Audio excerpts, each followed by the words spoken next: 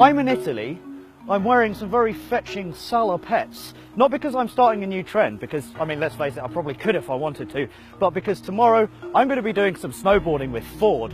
But before I do snowboarding, I'm going to take out the new Ford Ranger, and I thought, why not do some off-roading?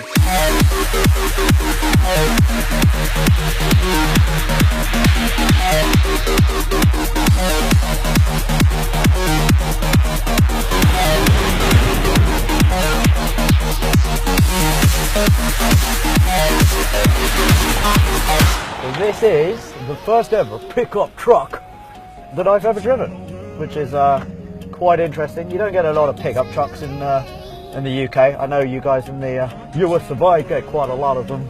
But anyway, this is the new 2016 Ford Ranger. We have got the 3.2 litre Wildtrak, which means that it's got a bigger engine, it's got all the kind of DAB stuff and an 8-inch screen. We've got selectable driving modes, we've got 2 wheels, 4-wheel drive, and yes, this will do a burnout.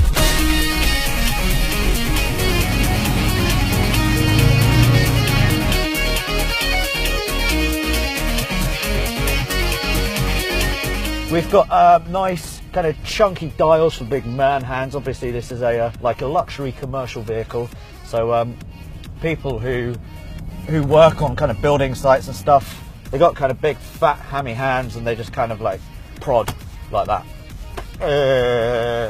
Is it radio? Is it radio? Switch it on and switch it off.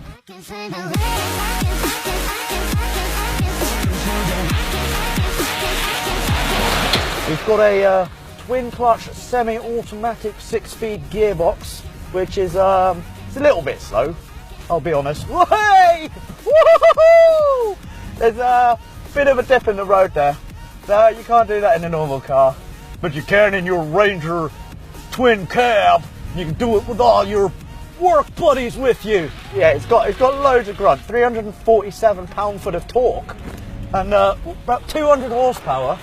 So these are properly steep roads, and it loves it. 0 to 62 takes about 10.4 seconds, and it'll do a top speed of 109 miles per hour. Obviously this thing weighs 17 tons, so that's not bad. And interestingly, it can tow 3.5 tons. 3.5 tons. So that's what? 10 American children.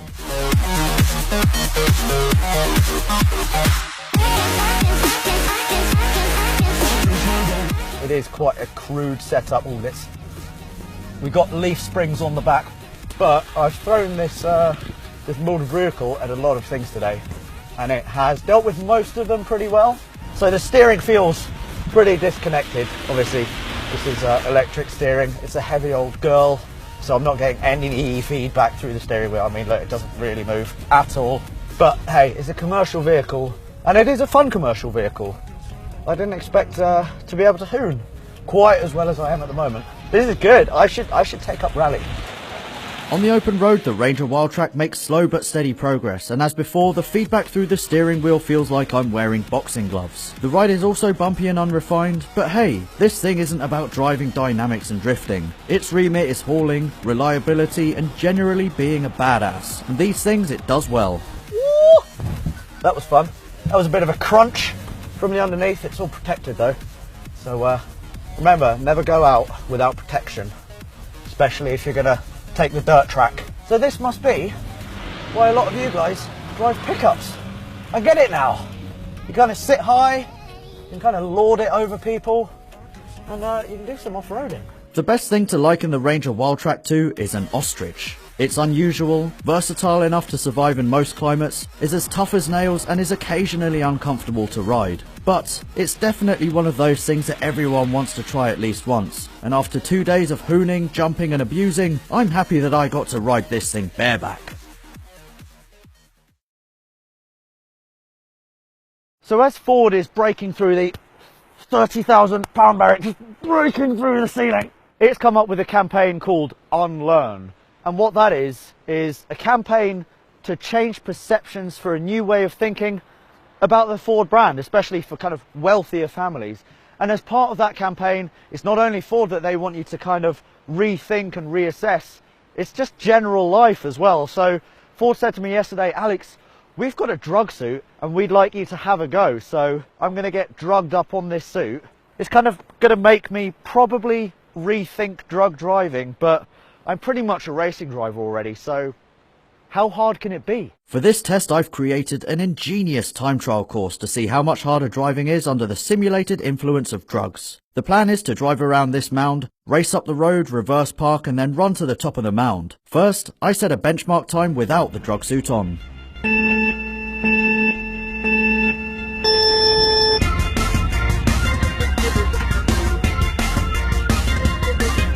Come on! Come on! Come on!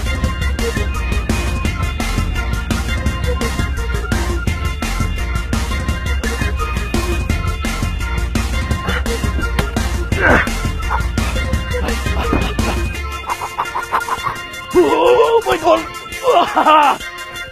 Yeah! That was easy. I've scored a time of 35 seconds, so let's see how that compares while under this simulated influence of drugs.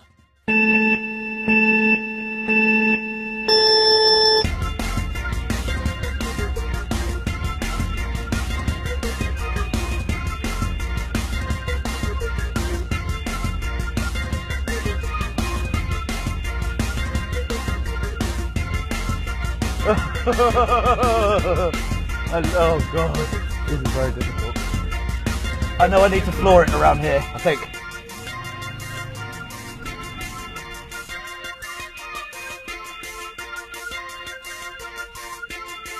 Right, that'll do.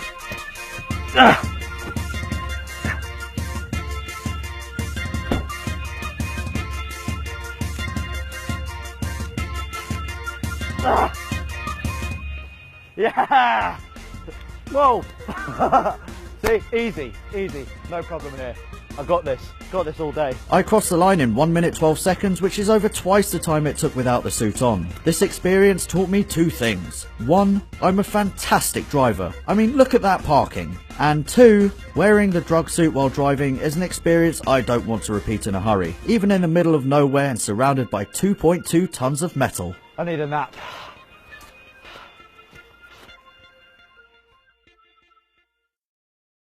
Hi, we're back in the Moss Bay and we're going to do some cool stuff today. Namely, fitting a performance clutch. And if we've got time, we're going to fit an LSD third. Yeah, that's really good. And then basically I'm just going to go drifting.